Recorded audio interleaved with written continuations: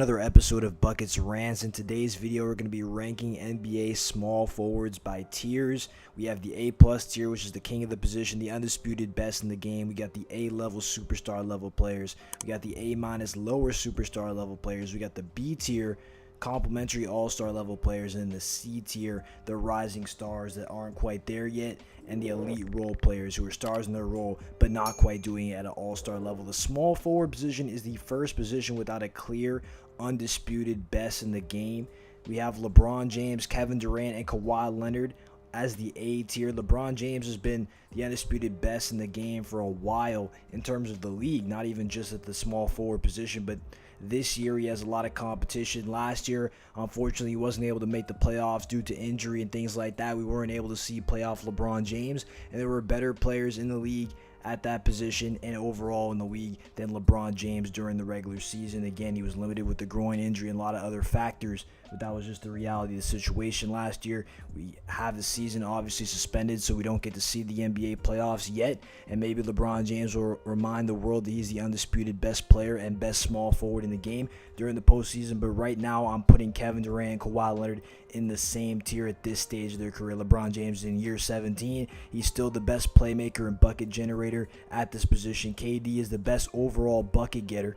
He's the most unguardable player. Obviously, Kevin Durant is missing the year as well with a torn Achilles tendon, so he's going to be out this year. He really can't prove anything in these postseason stretches. And then Kawhi Leonard, he's the best two-way player. He's the best defender in this group. So it's really going to come down to LeBron James and his Lakers, Kawhi Leonard and his Clippers. Not just who wins the series, but how they play throughout the entirety of the postseason.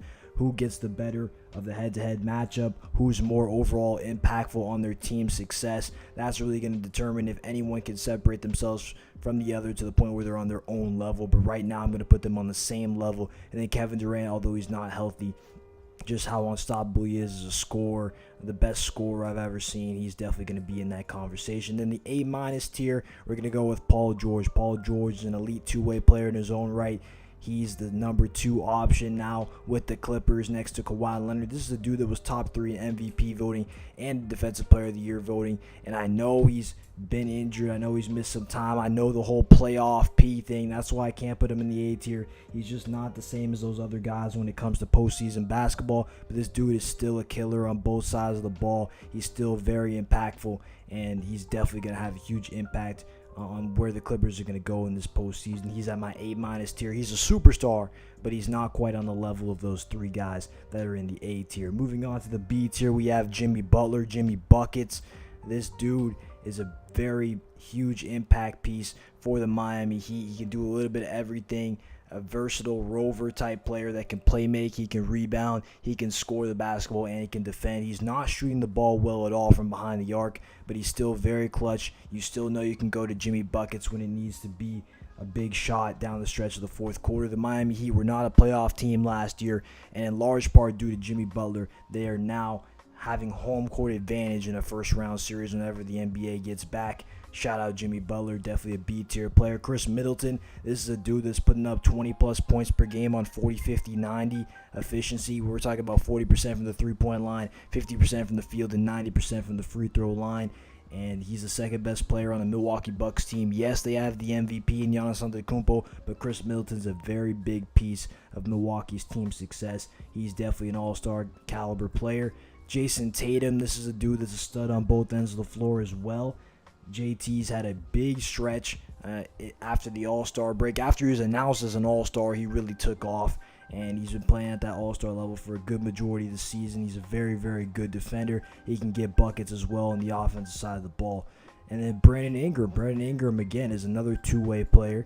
He's not quite the offensive weapon of like a Jason Tatum, but he's pretty similar. He's shooting the ball very well from behind the arc. His three-point percentage has gone way up. He's getting better as a free throw shooter. He should win Most Improved Player this year, so he's had a big impact, and he's gotten much better from last year with more opportunities to shine, have the ball in his hands. He's more of a playmaker than Jason Tatum, but in this B tier, he definitely belongs as an all-star caliber player. And in the C tier, we have Andrew Wiggins, we have Josh Richardson, Gordon Hayward, TJ Warren, Jonathan Isaac, Kelly Oubre, Karis LeVert, Will Barton, OG Anunoby, Joe Ingles, and Michael Porter Jr. With Andrew Wiggins, this is a guy that's been labeled as a bust by some people. A lot of people are very disappointed in what Andrew Wiggins has been in the NBA. He was supposed to be the next big thing. People compared him to Kobe Bryant. People compared him to LeBron James. This is still a guy that can put the ball in the basket, but he's just not as impactful of a player as we thought he was going to be. He's not nearly as efficient. He hasn't shown a consistent drive and passion and that work ethic that some of those other elite superstars have. But Wiggins now in a situation in Golden State with Steph Curry and company, I think that would be a great situation for him to come in and get more efficient buckets and be a big-time impact player for the Golden State Warriors. And some of these other guys are just big-time impact players, whether it be in the starting lineup or coming off the bench, where Gordon Hayward's had a bunch of different roles, but he's been a pretty efficient player. Josh Richardson's another guy that just does his thing as a really solid role player. TJ Warren can shoot the ball really well. Jonathan Isaac at one point was viewed as a defensive player of the year caliber player. That's how impactful he is on the defensive side of the ball.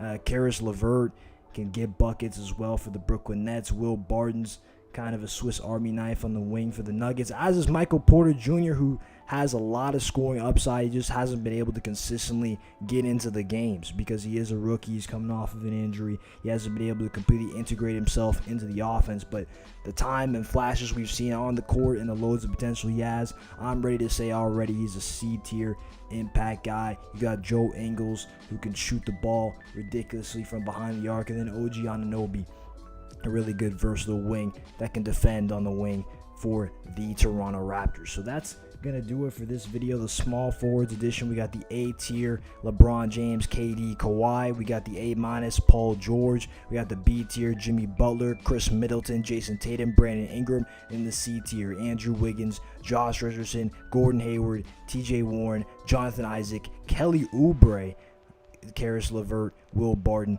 OG Anunoby, Joe Ingles, and Michael Porter Jr. The Power Forwards video is up next. I'm out.